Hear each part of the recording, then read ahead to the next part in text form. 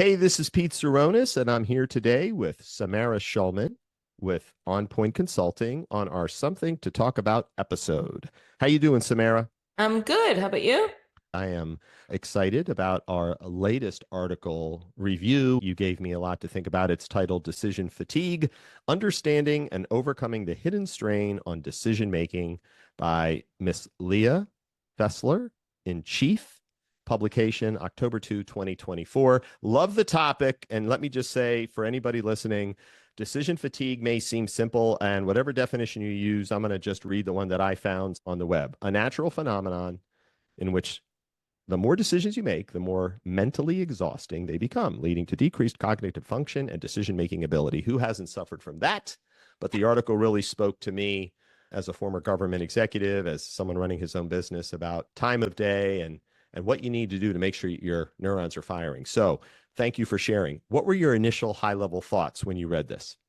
My first thought was, holy cow, this is a real thing.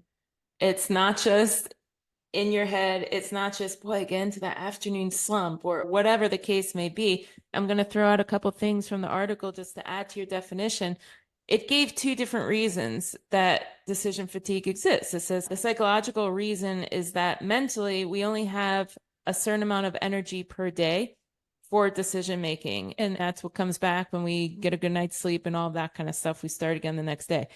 The other reason it gave was an evolutionary reason, is that we never used to have to make this many decisions, right? And we've come a long way. Obviously, we've got a million different decisions coming at us.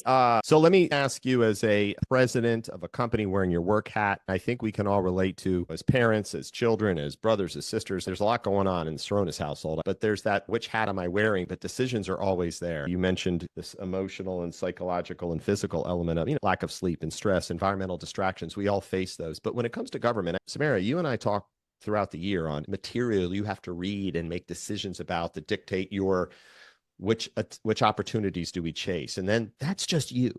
How is this article on decision fatigue something that you help to mitigate that negative impact when your teams are asked to do a lot to make those decisions to go after opportunities? I'm going to be brutally honest. I'm not sure I have until reading this article. And one of the things that the article mentions, which is just amazing, is that they did a study. They looked at 1,000 different parole decisions, and they saw that those that were decided in the morning, 70% got parole. Those who appeared before judges in the afternoon, fewer than 10% got parole. And they did allow for same crimes and all of those different factors. That's just amazing. And to bring it back to what we do at On Point, what's giving me pause is, all right, something like a gate review.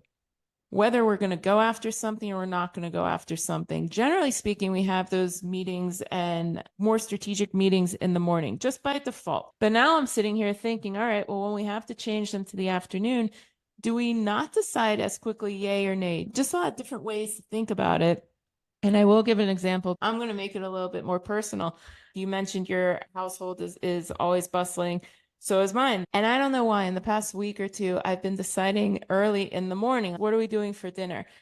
And I get my mind set and I'm like, that's the plan. And Pete, as you're talking, I'm sitting here thinking, you know what? And we haven't ordered in anything in a week and a half, 2 weeks. And I bet those things are related because the decision is starting early in the day. Well, listen, I have to do what I love to do, and that is take my synthesis of Samara. Samara talked a lot about prioritizing tasks and focusing on critical decisions based on time of day, obviously taking those regular breaks, and then using decision-making frameworks with your team. Great recommendation. So, hey, Pete, thank. let me Yes. add one that it mentioned was something I hadn't heard before: FOBO, fear of better options. Ooh. And Never the heard that thought, either. yeah, and the thought behind that the article talked about, once you make that decision, you don't need to think about it. It is what it is. You move on. Like you're saying, with use a framework or decide what part of the day you're going to have better decisions or make your decisions or plan your days, plan your meetings that way. But it's just something to keep in mind with that FOBO as well. Well, that's an awesome parting shot, but good stuff, Samara. I can't wait for our next article to review and talk about. You have a great rest of your day. You too. Thanks, Pete.